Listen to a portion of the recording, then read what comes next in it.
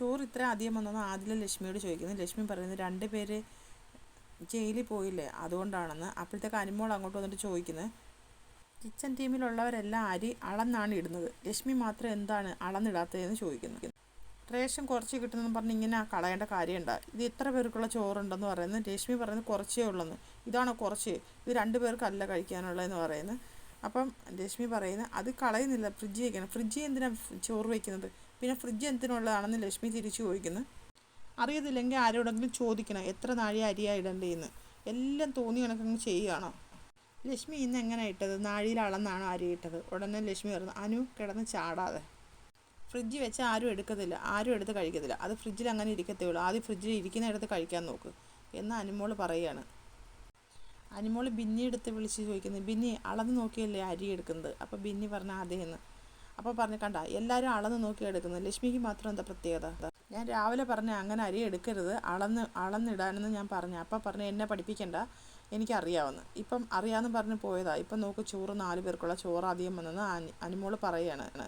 ഞാൻ ഡയറക്റ്റായിട്ടാ, ബാക്കിയുള്ളത് എനിക്കറിയാൻ തീർക്കാൻ, ഞാൻ തീർത്തോളാം. അനു അധികം വിഷമിക്കേണ്ട, അനുവിൻ്റെ സങ്കടം വലുതായിട്ട് ഇവിടെ ഇറക്കണ്ട. അനു ചേർന്ന് നോക്കിക്കൊണ്ട് പോവുകയാണ്.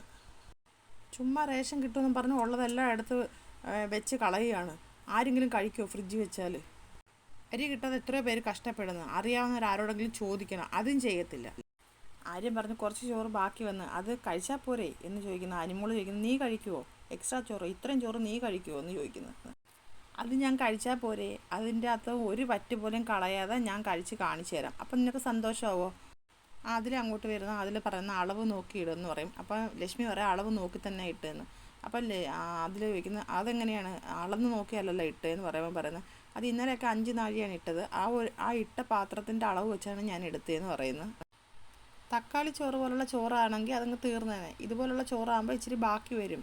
അത് ഞങ്ങൾ 2 പേരും ജയിലിൽ പോയതുകൊണ്ടാണ് ഇത് ഇപ്പോൾ ബാക്കി വന്നത്.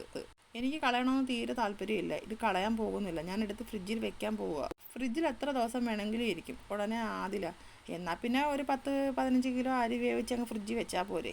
ചോറ് വേസ്റ്റ് ആയിട്ടില്ല, പിന്നെ വെറുതെ നിന്ന് ഷോ കാണിക്കാനാണെങ്കിൽ എനിക്കൊന്നും പറയാനില്ല, വേസ്റ്റ് ആയിട്ടില്ല, വേസ്റ്റ് ആക്കത്തുമില്ല എന്നാണ് ലക്ഷ്മി പറയുന്നത്. അനുമോൾ വന്നിട്ട് പറയുന്നത്, ചോറ് ബാക്കി ഉച്ചയ്ക്ക് വയ്ക്കുന്ന ചോറ് ബാക്കി വന്നാൽ വൈകുന്നേരം ആകുമ്പം ഒരു ചപ്പാത്തിയും ബാക്കി ചോറും കൊടുക്കും. അങ്ങനെയാണ് ഞങ്ങൾ ആ ചോറ് തീർക്കുന്നത്. അല്ലാതെ ഇങ്ങനെ അധികം വരുന്നത് ഫ്രിഡ്ജിൽ വയ്ക്കില്ല. ഉച്ചയ്ക്ക് എന്തുകൊണ്ട് കൊടുത്തില്ല, ഉച്ചക്കലത്തെ ചോറ് വൈകിട്ട് എന്തുകൊണ്ട് കൊടുത്തില്ല, വൈകിട്ട് എല്ലാവർക്കും 3 ചപ്പാത്തി വീതം കൊടുത്തില്ല, എന്തുകൊണ്ട് ചോറ് കൊടുത്തില്ല. എല്ലാ ചോറും എടുത്ത് ഫ്രിഡ്ജ് വെച്ചാൽ ഫ്രിഡ്ജ് ചോറ് കഴിക്കുമോ, ഫ്രിഡ്ജ് തിന്നുമോ ചോറ്. അനുമോൾക്ക് കലിപ്പ് തീരുന്നില്ല ഫ്രിഡ്ജിൽ ചോറ് വെച്ചതിൻ്റെ. അപ്പോൾ അടുത്തൊരു ലൈവ് അപ്ഡേറ്റുമായിട്ട് ഞാൻ വീണ്ടും വരാം. എല്ലാവരും എൻ്റെ ചാനലൊന്ന് സബ്സ്ക്രൈബ് ചെയ്യണം, സപ്പോർട്ട് ചെയ്യണം.